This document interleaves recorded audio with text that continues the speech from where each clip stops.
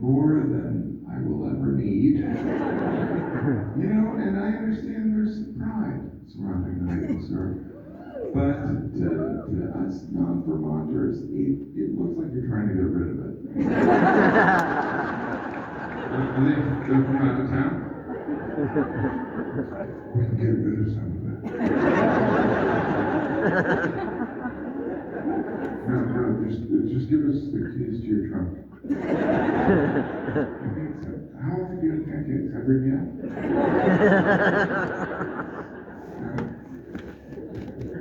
Not gonna make it. I don't know. I mean, I can think of like, you know, I put maple syrup on pancakes and then nothing else.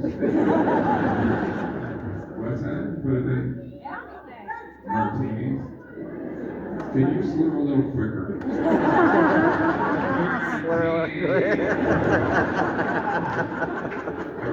Something. All right, that you can put it in your coffee. All right. Anything that's not made up. You know what? You can put it in chocolate. You know what? Bacon. You can put it on bacon. Oh yeah, definitely put on bacon.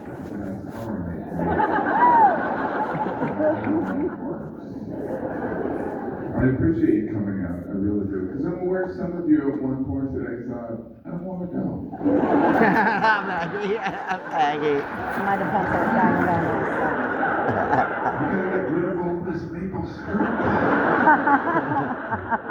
Then you realize, well, we already paid for the tickets.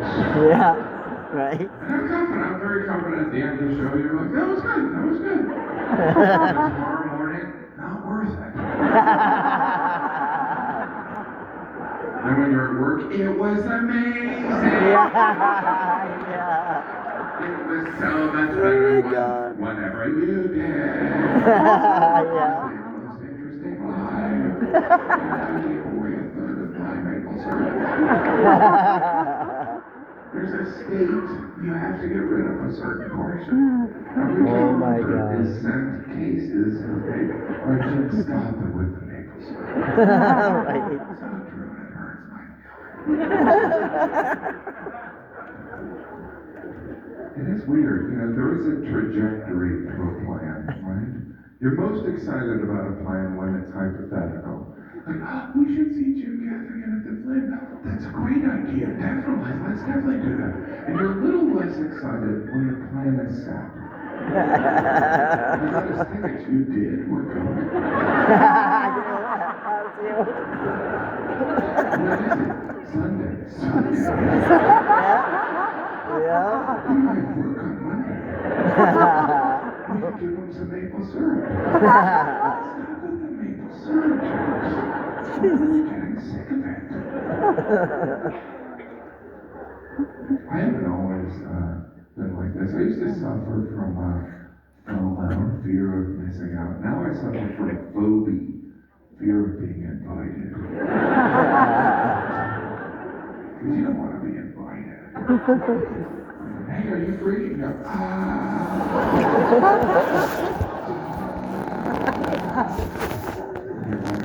spouse or partner? Yeah, we're free.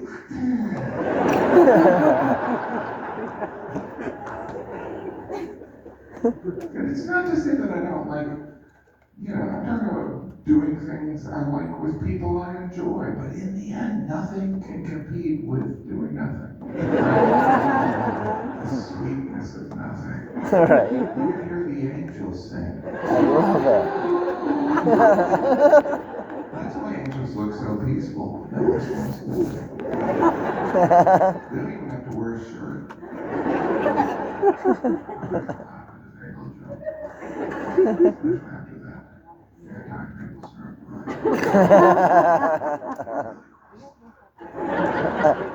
You gotta take my maple syrup back.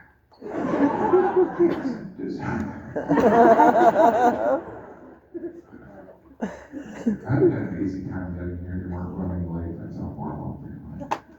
Really, the only time you witness a stranger running late is in the airport. You know, they're frantically trying to get to their flight. Whenever I see those people, I always have the same thought. I hope they don't make it. It may sound harsh, but how are they going to learn? Oh my God. I've been that person at the airport way too many times. It's a horrible feeling. It's like frantically trying to get to your flight. It's a public shaming, too. On multiple levels. It's revealed to everyone in the airport you're not equipped to be an adult. I don't know how clocks work yet. Everyone gets a good glimpse of your fitness level. That's why he runs. It's been a while! It's been a good time. Doesn't help that I'm usually carrying a bag from Wendy's. Did he stop for a bacon here? I get hyperglycemic! Recently, I was running late to a show in New York where I live, and I was scurrying down 23rd Street, and I started spotting people that had their phones out, which is not unusual, but they were all taking a picture of something in the distance, and I couldn't tell what it was. And eventually, I was so curious, I asked, I go, what's everyone taking a picture of? And this woman goes, the sunset. And I gotta be honest, it made me realize I want to kill a lot of people. I haven't. I should be clinical restraint. I should receive a Nobel Prize for all the people I haven't killed. I'm not even a violent person, but that is where my mind goes. When a stranger does something I don't like, I don't think that's annoying. I think they should be dead. You should understand, I wasn't angry that someone was taking a picture of the sunset. I was annoyed because I knew that photo would be used to bore someone. Some unsuspecting friend would have an iPhone thrust in their face and they'd have to act all interested. Oh, wow! I had heard of sunsets. Do you have any pictures of fireworks? Oh no, that's me. That's me. That's me. You guys want to see my fireworks? I'm wearing a light jacket tonight. We're entering fall, but I'm also wearing a light jacket to hide my man boobs. As I look out in the audience, I see there's some men who also have man boobs. And fellas, gotta cover those up. So I got the white No jacket. one wants to see those. Ew, gross. Ladies, none of this applies to you. Don't ever let someone shame you for what God has given.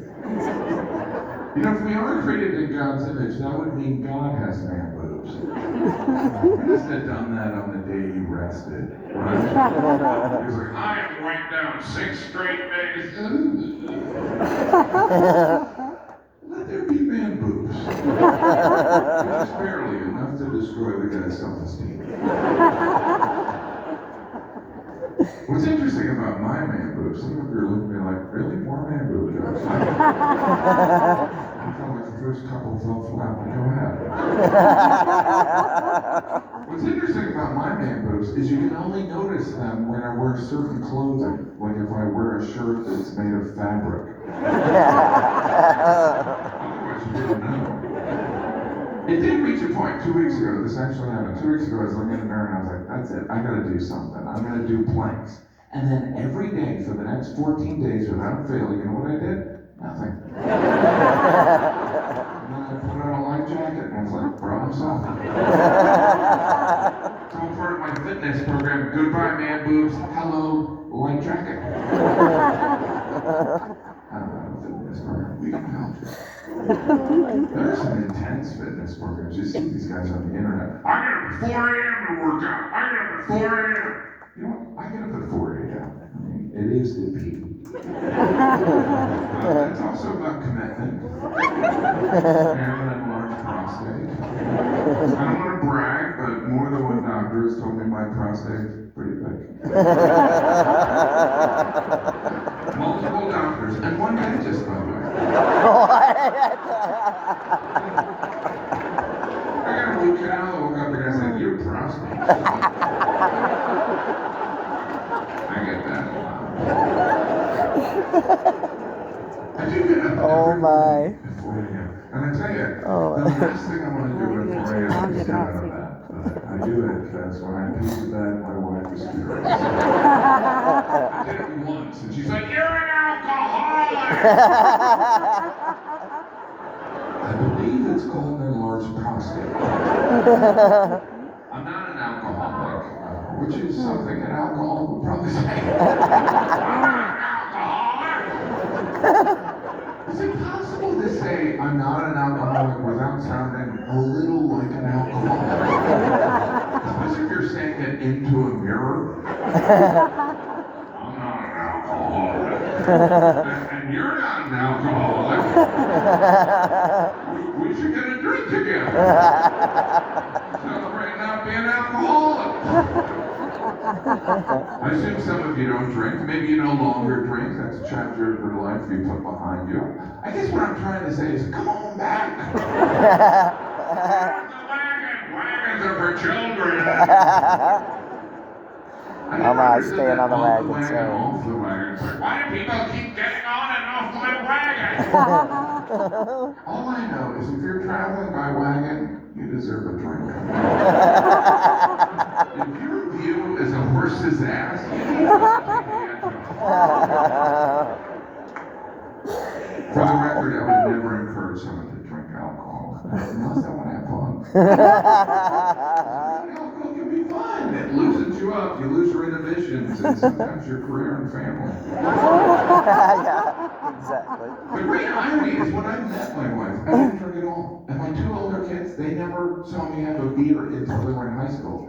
And now I'm the spokesman for my own bourbon. I would never say I drink because of my children, but they are why I get drunk. It is weird talking to your children about drinking. Like, we're never honest. Daddy, why do you drink alcohol? Well, it's the only thing I like about being alive.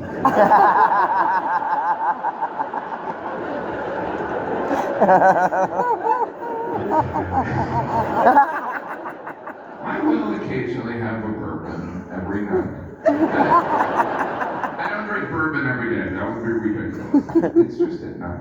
I only have 2 bourbons, just 2. And after that, I lose count. Brew with a heavy pour.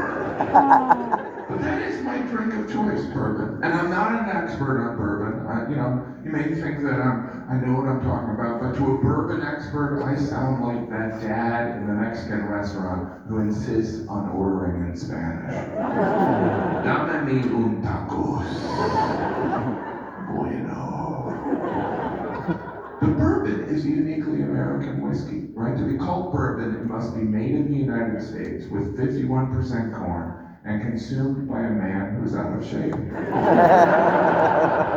In a way, I'm being patriotic. That's why I don't drink vodka. I'm not a communist.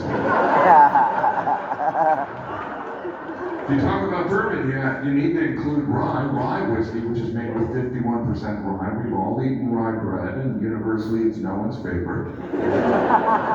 I've never bitten into a piece of rye toast and thought, I wish I could drink this. But there are whiskeys from throughout the world, right? There's Scotch whiskey, Irish whiskey, Canadian, Indian, wherever the English invaded. We need some whiskey. To be called Scotch whiskey, it must be made in Scotland, but there, they just call it whiskey. In fact, in Scotland, Scotch is a derogatory term or a type of tape. Here's something many people don't know. Scotch whiskey and Scotch tape taste the same. Tastes like we're wrapping Christmas presents. Whiskey, of course, is part of the spirits industry, and I didn't know this. Supposedly, spirits are called spirits because initially alcohol was made by ghosts. That's true. And that's why when you go and you see someone really drunk in a bar, they look like they've seen a dead person. The spirits industry advocates for responsible drinking. They always say, drink responsibly. No other American industry discourages overconsumption. Right? Like McDonald's is never like, hey fat ass, take it easy on the Ben Jerry's never tells people, hey Tubby, that pint is not a single serving. I always thought it McDonald's was. is, Taco Bell doesn't say, hey, we're trying to kill you. Damn.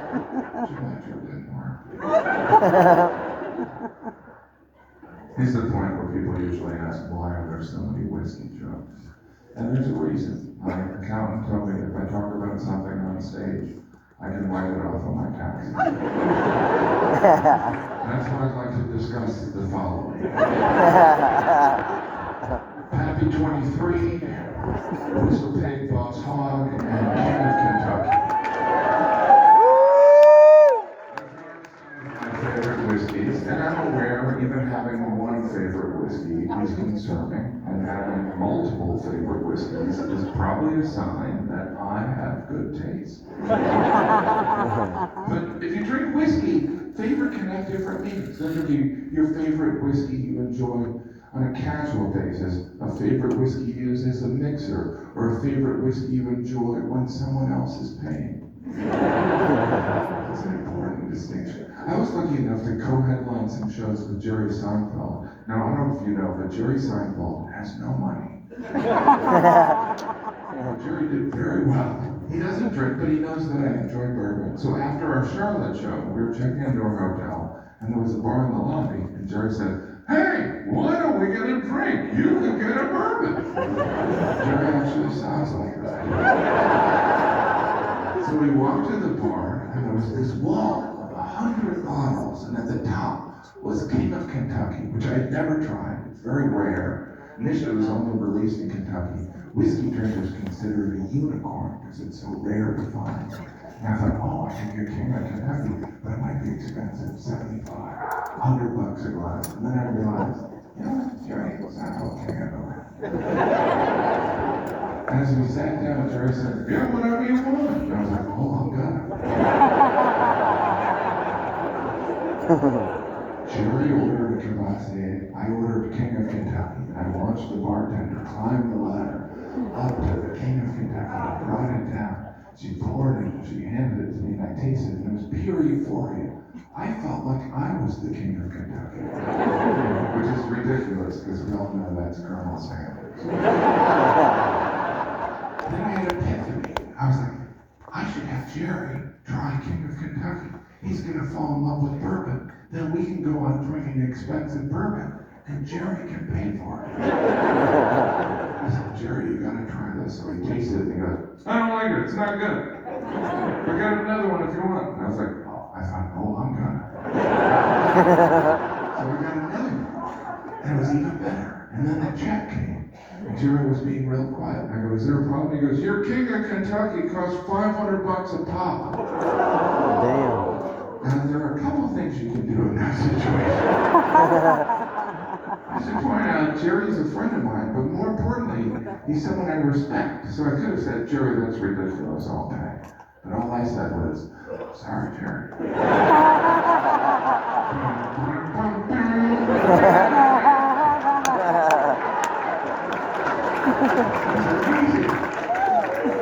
felt like I was in my own episode of Seinfeld. That sounds more like Sports Center. That's a true story. That's a true story. The only thing I made up is I've never met Jerry Seinfeld. No, the only thing I changed is Jerry actually loved King of Kentucky. But the story is better when he has to pay for something he didn't even like. And that's where comedy is similar to bourbon. The backstory doesn't have to be completely true. Right? The bourbon has a rich history, and most of it is made up. There's a saying in the bourbon world, bourbon is 51% corn and 49% bullshit. And that's true. But really, whiskey throughout American history has been ridiculous. Some of the stories are more, audacious. Like there was a time when whiskey and bourbon was sold as medicine. It was considered medicinal, meaning it had healing properties. And I know if you have teenagers, you might think, bourbon is healing. But during Prohibition, when the government outlawed the sale of alcohol because it was determined to be this great poison on society, during that same time, that same government said you could go to a doctor and get a prescription for bourbon. So really, at that point, the government was saying, don't drink this, it's poison. Unless you're sick. And people wonder why no one trusts the government. Jim, that joke's okay.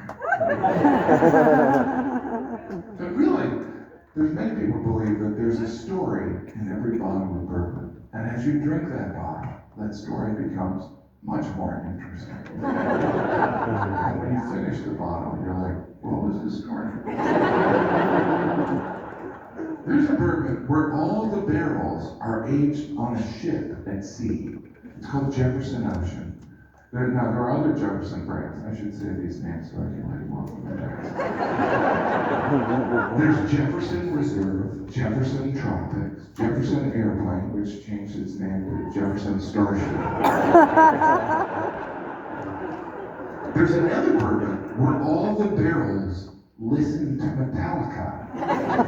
I'm not making that up. The barrels only listen to Metallica when they're with their friends. When they're alone, a lot of Boy George.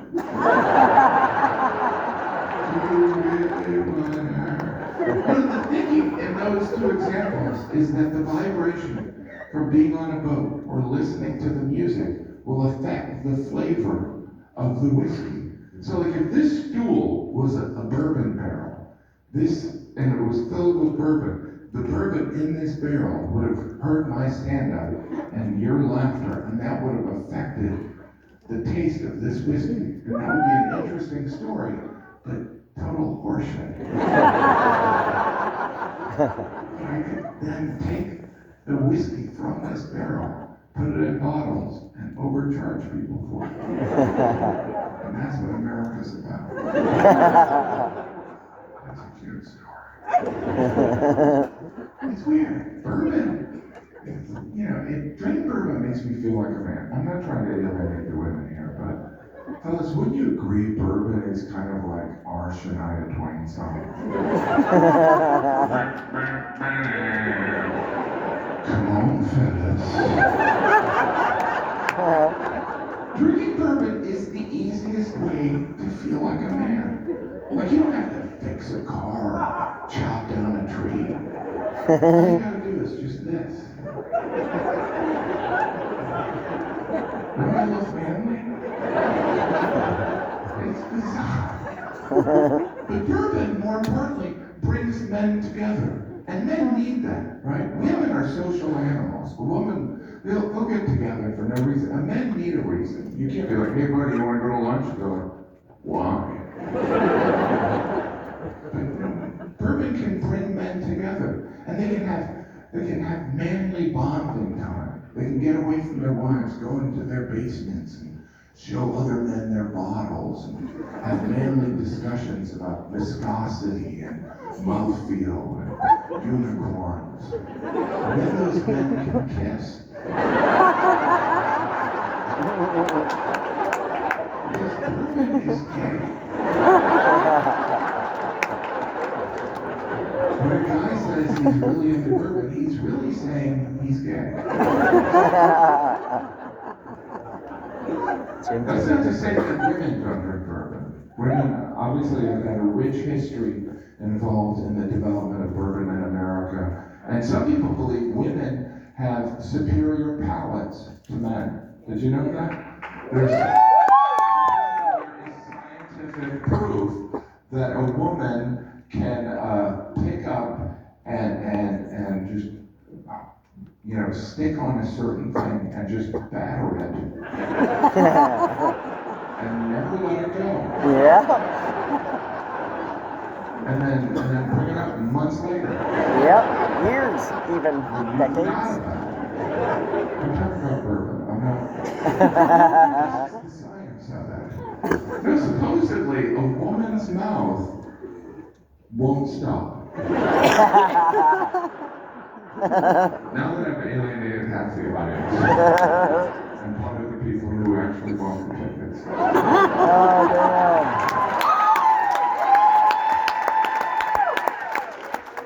It is interesting, because obviously, initially, bourbon was marketed to men, right? All the early advertising was marketed to men, but some of it's coincidence. Like there's a rye whiskey called Thomas H. Handy, which is very expensive.